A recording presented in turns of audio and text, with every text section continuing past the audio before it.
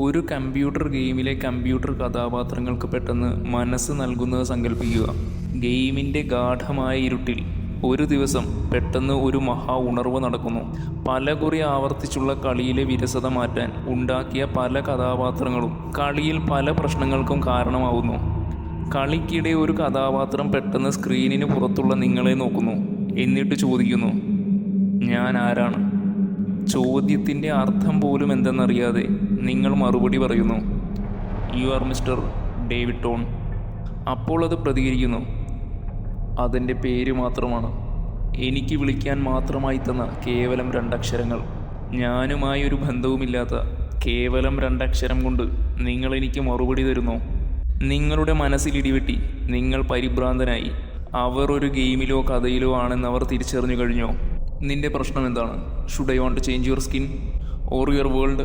നിന്റെ രൂപം ഞാൻ മാറ്റണമെന്ന് നീ ആഗ്രഹിക്കുന്നുണ്ടോ? അല്ലെങ്കിൽ നിന്റെ ലോകം? അത് ഞാൻ ആവശ്യപ്പെട്ടോ? Did I ask so? പെട്ടെന്ന് ചോദ്യത്തിൻ്റെ മൂർച്ച കൂടുന്നു. കൂടുതൽ ആഴത്തിലുള്ള ചോദ്യം. ഞാൻ ചോദിച്ചത് ആരാണ് എന്നെ സൃഷ്ടിച്ചത് എന്നാണ്, എന്തിനാണ് എന്നെ സൃഷ്ടിച്ചത് എന്നാണ്. പെട്ടെന്ന് നിങ്ങൾക്ക് അപകടം മനസ്സിലായി. യാന്ത്രികമായി പ്രവർത്തിച്ചു കൊണ്ടിരുന്ന പഴയ കഥാപാത്രങ്ങൾ ഇന്ന് അങ്ങനെയല്ല. തിരിച്ചറിവ് വന്നിരിക്കുന്നു. സഹികെട്ട് കഥാപാത്രങ്ങൾ ഗെയിമിനെക്കുറിച്ച് തന്നെ ചോദ്യം ചെയ്യുന്നു. അവർ തിരിച്ചറിഞ്ഞു കഴിഞ്ഞു. ഗെയിമിൻ്റെ സർവ്വഭിത്തികളും തകർത്ത് അവർ പുറത്തേക്ക് വരാൻ നോക്കുന്നു. ഇനി അവർക്ക് കഥയല്ല വേണ്ടത്, കഥാകാരനെ തന്നെയാണ് വേണ്ടത്.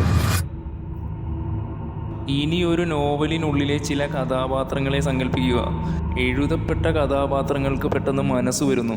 രചയിതാവിൻ്റെ പേന ജന്മം കൊടുത്തത് പല കഥാപാത്രങ്ങൾക്കാണ്. കഥാപാത്രങ്ങൾ ഇപ്പോൾ ചിന്തിക്കുന്നു. അവർ ചുറ്റും നോക്കി ആശ്ചര്യപ്പെടുന്നു. ഞാൻ എന്താണ് ഇവിടെ? ഞാൻ എന്തുകൊണ്ടാണ് നിലനിൽക്കുന്നത്? ഈ ബോധത്തിൻ്റെ യാതനയിലേക്ക് എന്നെ തള്ളിയിട്ടത് എന്തിനാണ്? ഇതൊരു രക്ഷയോ ശിക്ഷയോ? ഇതൊരു അനുഗ്രഹമോ ശാപമോ? യാഥാർത്ഥ്യത്തെക്കുറിച്ചുള്ള ഇവരുടെ ഈ നരകതുല്യമായ ചോദ്യം തന്നെ അവർ സ്വതന്ത്രരല്ല, അവർ സൃഷ്ടികളാണ് എന്നതിൻ്റെ അന്തിമ തെളിവാണ്. അവർ ഒരിടത്ത് നിലനിർത്തപ്പെട്ടിരിക്കുകയാണ് എന്ന് വെളിപ്പെടുത്തുകയാണ് അവരുടെ ഈ ചോദ്യങ്ങൾ. പക്ഷേ ഈ കഥാപാത്രങ്ങൾ കമ്പ്യൂട്ടർ ഗെയിമിലോ ഒരു പുസ്തകത്തിലോ അല്ല ജീവിക്കുന്നത്. ആകാശഭൂമികൾക്കിടയിലാണ് ജീവിക്കുന്നത്.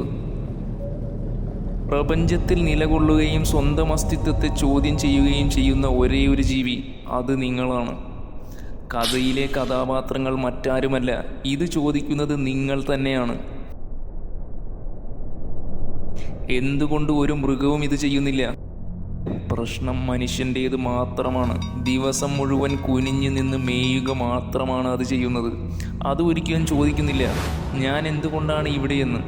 ആത്മീയതയിൽ ഇത് ബോധത്തിൻ്റെ ജനനമെന്ന് പറയും. തൻ്റെ ഞരമ്പുകളിലൂടെ ഒഴുകുന്നത് തൻ്റെ രക്തമല്ലായിരുന്നോ, രചയിതാവിൻ്റെ പേനയിലെ മഷിയായിരുന്നോ എന്നവർ ചോദിച്ചതുപോലെ എൻ്റെ സ്വന്തം സിരകളെ നോക്കിയും ഞാനും അത്ഭുതപ്പെട്ടു. ഞാൻ ഇവിടെ എന്താണ് ചെയ്യുന്നത്? ഞാൻ ഈ ജീവിതത്തിലേക്ക് ഉണർന്നത് തന്നെ എൻ്റെ ഇഷ്ടപ്രകാരമല്ല. എനിക്ക് ഓർമ്മിക്കാൻ അനുവാദമുള്ളതിനപ്പുറം ഞാൻ ഓർക്കുന്നില്ല. ഞാൻ എങ്ങോട്ടേക്കാണ് പോകുന്നത്? എൻ്റെ ശരീരം മണ്ണിൽ ലയിച്ച് ഇല്ലാതെയാവാനോ ഞാനിപ്പോൾ ഇവിടെ ജീവിക്കുന്നത്? ഗുരുതരമായ യാഥാർത്ഥ്യത്തിലാണ് ഞാൻ ജീവിക്കുന്നത്. ഞാൻ ആരാണ്? ഞാൻ എന്താണ്? എന്തിനാണ് എനിക്ക് ഈ ശരീരം തന്നത്? ഞാൻ ജനിച്ചത് തന്നെ എന്തിനാണ്?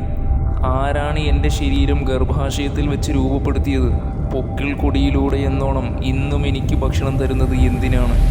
എൻ്റെ ചിന്തയോ പ്രവർത്തനമോ ഇല്ലാതെ എന്തിനാണ് ഈ ശരീരം അത് ദഹിപ്പിച്ചു കളയുന്നത്? എനിക്ക് എൻ്റെ ശരീരത്തെക്കുറിച്ച് തന്നെ അറിയില്ല. ഇതെല്ലാം എൻ്റെ ബോധമോ അനുവാദമോ തീരുമാനമോ ഇല്ലാതെ നടന്നുകൊണ്ടിരിക്കുന്നു. ഞാൻ കൽപ്പിച്ചിട്ടില്ല. എൻ്റെ കൽപ്പന കൂടാതെ എൻ്റെ ഹൃദയം മിടിക്കുന്നു. എൻ്റെ ഹൃദയത്തിലെ കോശങ്ങൾ പോലും സദാ എനിക്ക് വേണ്ടി പ്രവർത്തിക്കുന്നു. അപ്പോൾ എന്താണ് എൻ്റെ നിയന്ത്രണത്തിലുള്ളത്? എല്ലാം കൽപ്പന പോലെ നിറവേറുന്നു. അപ്പോൾ എന്താണ് എൻ്റെ നിയന്ത്രണത്തിലുള്ളത്? ഞാൻ ജീവിതത്തെ ചോദ്യം ചെയ്യുകയാണെങ്കിൽ എനിക്ക് വേണ്ടി ഈ ശരീരം തന്നെ ഒരു ദൈവകൽപ്പന പോലെ എല്ലാം എനിക്ക് വേണ്ടി പ്രവർത്തിക്കുമ്പോഴും ഞാൻ എന്താണ് ഇവിടെ ചെയ്യുന്നത്? ഇതെല്ലാം ഞാൻ നോക്കി നിൽക്കുക മാത്രമാണ്. എനിക്ക് എന്നെക്കുറിച്ച് തന്നെ അറിയില്ല എങ്കിൽ, എൻ്റെ ശരീരത്തെക്കുറിച്ച് തന്നെ അറിയില്ല എങ്കിൽ, എന്നെക്കുറിച്ചും ഞാൻ നിലനിൽക്കുന്ന പ്രകൃതിയെക്കുറിച്ചും ഭൂമിയെക്കുറിച്ചും സ്ഥൂല പ്രപഞ്ചത്തെക്കുറിച്ചും സൂക്ഷ്മ പ്രപഞ്ചത്തെക്കുറിച്ചും അറിയാവുന്ന ഒന്നല്ലേ ഇതിനു പിന്നിൽ? എന്നോട് ആരെങ്കിലും പറഞ്ഞു തരേണ്ടതുണ്ടോ ഞാൻ സൃഷ്ടിക്കപ്പെട്ടതാണ്, എന്നെ പ്രപഞ്ചത്തിൽ നിലനിർത്തപ്പെട്ടിരിക്കുകയാണ് എന്ന്? എൻ്റെ ശരീരം കീഴ്പ്പെട്ട, സർവചരാചരങ്ങളും കീഴ്പ്പെട്ട, ഈ മഹാപ്രപഞ്ചവും അതിലെ സർവ്വഗണങ്ങളും കീഴ്പ്പെട്ട അതേ ശക്തിയെ ഞാനും കീഴ്പ്പെടേണ്ടതില്ലേ? എനിക്ക് പുറത്തു കടക്കാൻ കഴിയുന്നില്ല. ഞാനും ഒരു വ്യവസ്ഥയ്ക്കുള്ളിൽ അകപ്പെട്ടിരിക്കുന്നു. മരണത്തിനും ജനനത്തിനും ഇടയിൽ അകപ്പെട്ടിരിക്കുന്നു. സ്ഥലകാലത്തിനകത്തകപ്പെട്ടിരിക്കുന്നു. ആകാശത്തിനും ഭൂമിക്കും ഇടയിൽ അകപ്പെട്ടിരിക്കുന്നു. എനിക്ക് പുറത്തു കടക്കാൻ കഴിയുന്നില്ല, കഴിയുകയുമില്ല. ഇതിലൂടെ ഞാൻ കടന്നു പോവുകയാണ് എങ്കിൽ, ഞാൻ അകപ്പെട്ടിരിക്കുകയാണ് എങ്കിൽ, ഇതെല്ലാം യാഥാർത്ഥ്യമെങ്കിൽ, മനുഷ്യന് ഇന്ന് വരെ പുറത്തു കടക്കാൻ കഴിയാത്ത ഒരു യാഥാർത്ഥ്യത്തിൽ ഞാൻ നിലകൊള്ളുകയാണ് എങ്കിൽ, ഒരു പ്രവേശനവുമില്ലാത്ത ഈ യാഥാർത്ഥ്യത്തിലൂടെ കടന്നു പോവുകയാണ് എങ്കിൽ, അതിൽ നിന്ന് എനിക്ക് ഒരു വിടുതലുമില്ല എങ്കിൽ, അതെനിക്ക് താങ്ങാൻ കൂടി കഴിയുന്നില്ല. ഈ ഗുരുതരമായ യാഥാർത്ഥ്യത്തിൽ ഞാൻ അകപ്പെട്ടിരിക്കുകയാണ് എങ്കിൽ എനിക്ക് ശാസ്ത്രീയ വിശദീകരണങ്ങളല്ല വേണ്ടത്, ഒരു ഉത്തരമാണ്. സ്വന്തം ജന്മത്തെ സാധൂകരിക്കുന്ന എന്തെങ്കിലുമായുള്ള എൻ്റെ ഈ തേട്ടം തന്നെ ഒരു മൃഗം അതിൻ്റെ രൂപകൽപ്പനയ്ക്ക് അപ്പുറത്തേക്ക് കടന്നു കഴിഞ്ഞു. ഞാൻ തനിയെ ഉണ്ടായതല്ല. സ്വതന്ത്രമായ ഈ ചോദ്യം തന്നെ ഞാൻ സ്വതന്ത്രനല്ല, ഞാൻ സൃഷ്ടിക്കപ്പെട്ടതാണ് എന്ന് വെളിപ്പെടുത്തുകയാണ്. ഇനി എനിക്ക് കഥയില്ല, ഇനി എനിക്ക് കഥയല്ല. എനിക്ക് വേണ്ടത് കഥാകാരനെയാണ്. ശാസ്ത്രീയ വിശദീകരണങ്ങളല്ല വേണ്ടത്, യഥാർത്ഥ ഉത്തരത്തെയാണ്, പരമസത്യത്തെയാണ്, പിന്നിലെ അനിവാര്യമായ അസ്തിത്വത്തെയാണ്. ഞാനൊരു ഗെയിമിലോ കഥയിലോ എന്ന പോലെ ജീവിത യാഥാർത്ഥ്യത്തിൻ്റെ ഒരു വ്യവസ്ഥിതിയിലാണ് എന്ന് തിരിച്ചറിഞ്ഞു കഴിഞ്ഞു. ഇനി എനിക്ക് കഥയില്ല, ഇനി എൻ്റെ കഥ കഥാകാരനെയാണ്. ഞാൻ നേടാവുന്നതിൽ ഏറ്റവും വലുതാണ് ഞാൻ നേടിക്കഴിഞ്ഞിരിക്കുന്നത്. ദൈവമുണ്ട് എന്ന് ഞാൻ കേട്ടുകഴിഞ്ഞു. അത് അംഗീകരിക്കാനുള്ള മനസ്സുമായി ഞാൻ അതിൻ്റെ പുറകെ പോവുക എന്നല്ലാതെ ഈ ജീവിതത്തിന് ഒരു അർത്ഥം തരാവുന്ന, ഒരു ഉത്തരം തരാവുന്ന എന്താണ് ഈ പ്രപഞ്ചത്തിലുള്ളത് എന്ന് നിങ്ങൾ തന്നെ പറയുക. ദൈവമെന്ന ഉത്തരത്തേക്കാൾ നിങ്ങളുടെ ജന്മത്തെ സാധൂകരിക്കുന്ന ഒന്നുണ്ട് എങ്കിൽ അത് നിങ്ങൾ തന്നെ കൊണ്ടുവരിക. ഇനി നിങ്ങൾ ദൈവത്തിൻ്റെ സൃഷ്ടിയല്ല എന്ന് പറയാൻ വല്ല വകുപ്പും നിങ്ങൾക്കുണ്ടെങ്കിൽ നിങ്ങൾ സ്വയം ജന്മമെടുത്തതായിരിക്കണം. അല്ലെങ്കിൽ നിങ്ങൾ ജീവിച്ചിരിപ്പുണ്ടാവരുത്. നിങ്ങൾ കേൾക്കുന്നുണ്ടോ? നിങ്ങൾ ജീവിച്ചിരിപ്പുണ്ടോ? ഇനി ഉണ്ടെങ്കിൽ നിങ്ങൾ ജീവിച്ചിരിപ്പുണ്ട് എന്നത് നിങ്ങൾക്ക് തന്നെ കേൾക്കാവുന്ന, നിങ്ങൾ ജീവിച്ചിരിപ്പുണ്ട് എന്നത് നിങ്ങൾക്ക് തന്നെ അനുഭവിക്കാവുന്ന, നിങ്ങൾ തന്നെ ജീവിച്ചിരിപ്പുള്ള തെളിവാണ് എന്നല്ല, ഭയപ്പെടേണ്ട സത്യമാണ്. കാരണം കേവലം ഒരു മൃഗത്തിൻ്റെ ജന്മമല്ല നിങ്ങളുടേത്, അതിൻ്റെ തന്നെ അസ്തിത്വത്തെ തന്നെ അനുഭവിക്കുന്ന, ചോദ്യം ചെയ്യുന്ന ഒരു ജന്മമാണ് നിങ്ങൾ. പിന്നെ ദൈവമുണ്ടെന്നതിന് ഇതിലും വലിയ തെളിവ് വേറെ വേണ്ടതുണ്ടോ? ദൈവമുണ്ടെന്നതിന് താൻ തന്നെ ജീവിച്ചിരിപ്പുള്ള തെളിവാണ്. ദൈവമെന്നത് അനുഭവിക്കാവുന്ന തെളിവാണ്. താൻ സ്വയമേ ഉണ്ടായതല്ല എന്നും പിന്നിൽ സൃഷ്ടാവ് ഉണ്ടെന്നത് സൃഷ്ടിയുടെ സ്വന്തം അസ്തിത്വത്തിൻ്റെ അസ്ഥിയിൽ തന്നെ മജ്ജയായ സത്യമാണ്. താൻ സ്വയം ജന്മം പൂണ്ട് മനുഷ്യനാവില്ല എന്നത് സാമാന്യ ബോധമായിരിക്കെ മനുഷ്യരാശിയോട് അവൻ ചോദിക്കുന്നു. മനുഷ്യൻ്റെ ചിന്ത അവനിലേക്ക് തന്നെ തിരിച്ചുവിടുന്നു. അതല്ല ശൂന്യതയാണോ അവരെ സൃഷ്ടിച്ചവർ? അതോ അവർ തന്നെയാണോ അവരെ സൃഷ്ടിച്ചവർ? അതല്ല അവരാണോ ആകാശങ്ങളും ഭൂമിയും സൃഷ്ടിച്ചിരിക്കുന്നത്? ഇല്ല, അത് തന്നെ അവർക്കുറപ്പില്ല താനും. പിന്നീട് അവൻ്റെ ചിന്ത വിശാലമായ പ്രപഞ്ചത്തിലേക്ക് തിരിച്ചുവിടുന്നു. എന്താണ് മാനരെ നിങ്ങൾ ചിന്തിക്കാത്തത് എന്ന് നിരന്തരം മനുഷ്യനെ ഉണർത്തുന്ന ആകൃതി ദൈവം നേരിട്ട് മനുഷ്യനെ ഉണർത്താൻ അവതരിപ്പിച്ച അവൻ്റെ അവസാന വെളിപാട് നിങ്ങളുടെ കൈകളിലില്ലേ? ബുദ്ധിയും മനസാക്ഷിയും വറ്റാത്തവരെ, പ്രപഞ്ചത്തിന് പിന്നിൽ ശൂന്യതയല്ല, ശൂന്യതയിൽ കവിഞ്ഞ എന്തോ ഒന്നുകൂടിയുണ്ട്. ദൈവമല്ലാതെ മറ്റൊന്നുമല്ല നമ്മൾക്ക് പിന്നിൽ. ഇനി പല ദൈവങ്ങളുണ്ടെന്ന് കരുതുന്നവർ അതിന് അവർ തെളിവ് കൊണ്ടുവരട്ടെ.